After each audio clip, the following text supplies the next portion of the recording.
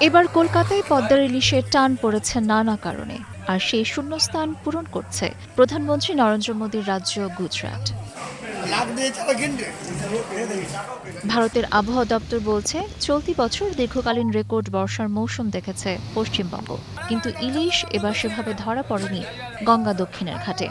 আবার অত্যধিক দাম, ঢাকা দিল্লি দ্বিপাক্ষিক সম্পর্কের অবনতি, এমন নানা কারণে চলতি মৌসুমে এখন পর্যন্ত ভারতে পদ্মার ইলিশ সরবরাহ অনিশ্চিত।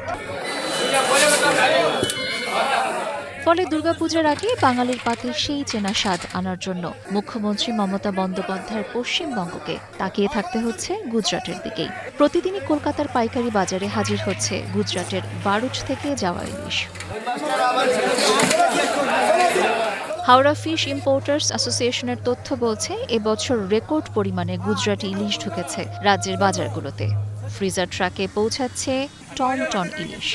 দীর্ঘদিন গুজরাটের মাছ আসে আমাদের বাজারে, কিন্তু এই যে পরিমাণটা যেটা এলো, প্রায় এক মাসে 4,000 থেকে 4,500 মেট্রিক টন, এটা একটা অনেক বড় পরিমাণ।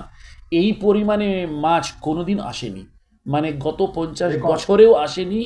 আমি কথা বলেছি যারা ওখানকার সিনিয়র সাপ্লায়ার্স, যারা মাছ পাঠান আমাদেরকে, ওনারা বলছেন যে এত আমদানি দেখিনি। এমনকি যে ভারত সেন্টারে বরফ আর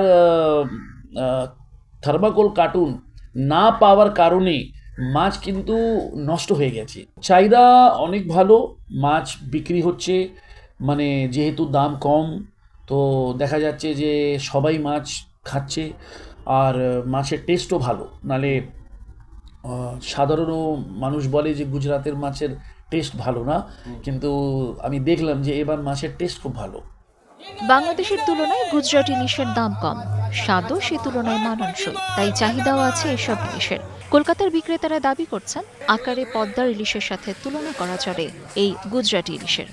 গুজরাটের ইলিশ আসছে প্রচুর, দামটা কম, খাওয়াতেও টেস্ট আছে। তবে বাংলাদেশেরটা যেমনি বেশি টেস্ট, একটু কম টেস্ট, কিন্তু কম দাম, বিক্রি হচ্ছে প্রচুর। 800-900 টাকা দাম ডিম আলা, ডিম ভর্তি। আর ছোটো মাছ আসছে 400, 500, 600, 700, 800 এরকম দামে বিক্রি হচ্ছে। মাছ আসছে প্রচুর, বিক্রি হচ্ছে প্রচুর, যেহেতু বাংলাদেশের মাছটা নেই। এই গুজরাটি ইলিশ কলকাতার পাইকারি বাজার থেকে ছড়িয়ে পড়ছে হাওড়া, পাতিপুকুর, শিয়ালদা, মানিকতলা, গড়িয়াহাট, লেক মার্কেট, দমদম, সল্টলেক, বেহালাতে। এমনকি পশ্চিমবঙ্গের বাইরে বেঙ্গালুরু, মুম্বাই, দিল্লি, হায়দরাবাদ, গুয়াহাটি, শিলিগুড়ির মতো বড় বড় শহরেও যাচ্ছে এসব মাছ। ব্যবসায়ীরা জানিয়েছেন, গুজরাট থেকে 80% লরিতে পরিবহন করা হয়, বাকিটা যাচ্ছে ট্রেনে করে। हमें कलकत्ता सिटी में हावड़ा में आते हैं। 3 दिन लगता है हमको पहुंचने में, चौथे दिन मंडी में गाड़ी देता है। প্রতি বছর দুর্গাপূজার আগে বাংলাদেশ সরকার পদ্মার ইলিশ রপ্তানি করে উপহার হিসেবে। কলকাতার ব্যবসায়ীরা ইলিশ আমদানি করেন প্রায় 1 মাস ধরে। ব্যবসায়ীরা এবারও আশাবাদী, হয়তো শেষ মুহূর্তে বাংলাদেশের উপহার হিসেবে পদ্মার ইলিশ যাবে পশ্চিমবঙ্গে। ততদিনে গুজরাটি সামলাচ্ছে ইলিশ তৃষ্ণা।